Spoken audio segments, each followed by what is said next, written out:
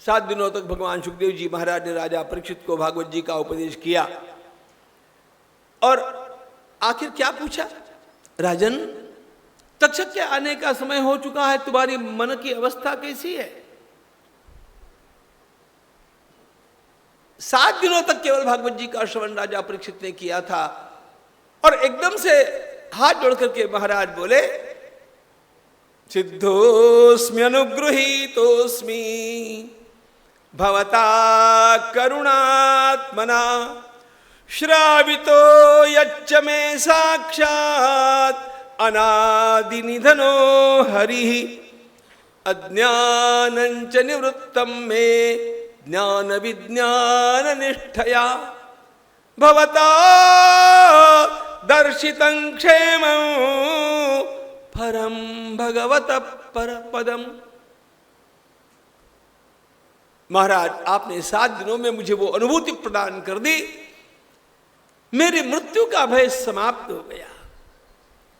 परमात्मा का अस्तित्व मैंने आपकी कथा में अनुभव किया।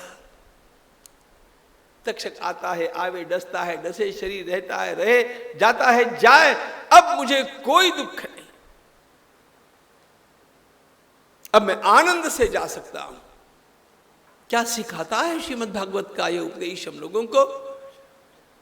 आनंद से जीना और आनंद से जाना भी। Not just the art of living in the world, but also the art of leaving the world happily. आनंद से जीना और आनंद से जाना, इसकी कला सिखाने वाला ग्रंथ श्रीमद् भागवत है।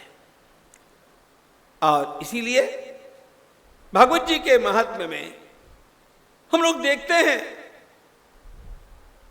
मुनीश्वरों के समक्ष भागवत जी के महात्म्य को बतलाते समय महात्मा सूत जी ने बतला दिया, एतस्मात् अपरम किंचिन मनःशुद्ध्यै न विद्यते जन्मांतरे भवेत् पुण्यम तदा भागवतम लभेत्। आत्मज्ञान के लिए, मृत्यु पर विजय प्राप्त करने के लिए हमारी परंपरा में और भी कुछ ग्रंथ बतलाए गए हैं, लेकिन ध्यान रखना, उनमें से किसी भी ग्रंथ की तुलना भागवत जी के साथ नहीं हो सकती। मैं आपको एक एक ग्रंथ की तुलना भागवत जी के साथ करके दिखला सकता हूं कि उसमें कितनी कठिनता है, इसमें कितनी सरलता है। उतना अवकाश नहीं है, लेकिन बात तो सत्य है कि अनेक ग्रंथों के होने पर भी भागवत जी की अपनी स्वयं की विशेषता है। धर्म, अर्थ, काम और मोक्ष, इन चारों पुरुषार्थों को प्रदान करने वाला यह ग्रंथ, क्योंकि यह ग्रंथ नहीं, तेनेयम वाङ्मयी मूर्ति प्रत्यक्षा वर्तते हरे। महात्मा सूत जी महाराज वर्णन करते हैं, मुनीश्वरों, प्रभास क्षेत्र में अंतर्धान होने के साथ भगवान भागवत जी में आकर के विराजमान हो गए और इसलिए श्रीमद् भागवत केवल ग्रंथ नहीं रह गया, यह साक्षात भगवान द्वारिकाधीश का वाङ्मय विग्रह हो गया।